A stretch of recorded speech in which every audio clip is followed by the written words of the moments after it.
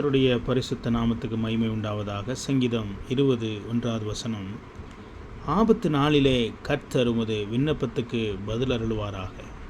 யாக்கோபின் தேவனுடைய நாமம் உமக்கு உயர்ந்த அடைக்கலம் ஆவதாக என்று சங்கீதக்காரன் சொல்லுகிறார். ஆபத்து நாளிலே கர்த்தர் நம்முடைய ஜெபத்துக்கு பதில் அருளுவேன் என்று அவர் வாக்கு கொடுத்திருக்கிறார்.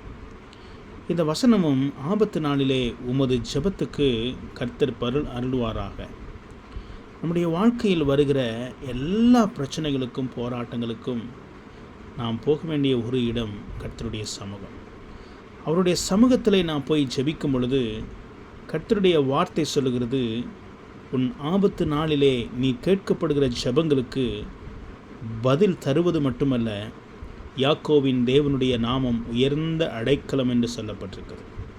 அவர் பதிலை மட்டும் தருகிற தேவன் அல்ல, எதை நோக்கி எதற்காக தேவனுடைய சமூகத்திலே ஜெபிக்கிறோமோ அந்த ஜெபத்துக்கு தேவன் சொல்லுகிறார், யாக்கோவின் தேவனுடைய நாமம் உயர்ந்த அடைக்கலம். அப்படி என்று சொன்னால் அந்த ஜெபத்துக்கு பதில் மட்டுமல்ல, அந்த ஜெபத்துக்கு தேவையான பாதுகாப்பையும் தேவன் அருளுகிறார்.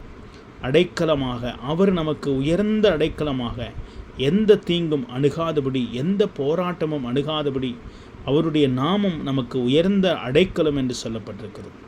இந்த வசனத்தை வாசிக்கிற கேட்கிற அருமையான கர்த்தருடைய பிள்ளைகளே, உங்களுடைய ஆபத்து நாளிலே உங்களுக்கு பிரச்சனைகள், ஆபத்தான நாட்கள் இருக்குமாயிருந்தால், போராட்டமுள்ள நாட்கள் இருக்குமாயிருந்தால், ஆண்டவரை நோக்கி ஜெபியுங்கள். ஆண்டவர் விண்ணப்பத்துக்கு பதில் தருவார். அவர் பதில் மட்டும் தருவதை அல்ல, அவருடைய நாமத்தினாலே உங்களுக்கு ஒரு பாதுகாப்பையும், அவர் உயர்ந்த அடைக்கலமாக உங்களை பாதுகாப்பேன் என்று கர்த்தர் சொல்லுகிறார். இந்த காலை வேளையிலே இந்த வார்த்தையை கேட்கிற உங்களுடைய ஒவ்வொருடைய வாழ்க்கையிலையும் ஆண்டவர் அற்புதம் செய்வது உறுதி, அவர் உங்களுக்கு பதில் தருவது உறுதி. ஆனால் விசுவாசத்தோடு இந்த வார்த்தையை நாம் ஜெபமாக ஏறெடுப்போம். ஆண்டவரே, ஆபத்து நாளிலே நானும் சமூகத்துக்கு வந்திருக்கிறேன், என் ஜெபத்துக்கு பதில் தாரும் ஆண்டவரே. நீர் என்னுடைய நாமம், ஆண்டவரே உம்முடைய நாமத்தினால் எனக்கு அடைக்கலமாயிரும் என்று சொல்லும் பொழுது அவருடைய நாமம் நிச்சயமாய் நமக்கு அடைக்கலத்தை தரும், பாதுகாப்பை தரும். விண்ணப்பத்துக்கு தேவன் பதிலை தந்தருள்வாராக. இந்த நாளிலே நான் உங்களுக்காக ஜெபிக்கிறேன். எங்கள் அதிகமாய் நேசிக்கிற அன்பின் பரலோக தகப்பனே, இந்த வார்த்தையை வாசித்து விசுவாசத்தோடு எங்கள் சமூகத்திலே ஜெபிக்கிற அருமையான ஒவ்வொருவரையும் கர்த்தர் சந்திப்பீராக. அவருடைய ஆபத்து நாட்களை கர்த்தாவே சமாதானமுள்ள நாட்களாய் மாற்றுவீராக. எந்த பிரச்சனைக்காய் கர்த்தரை நோக்கி ஜெபிக்கிறார்களோ அந்த ஜெபம் கேட்கப்படட்டும் என்று சொல்லி ஜெபிக்கிறேன் அப்பா.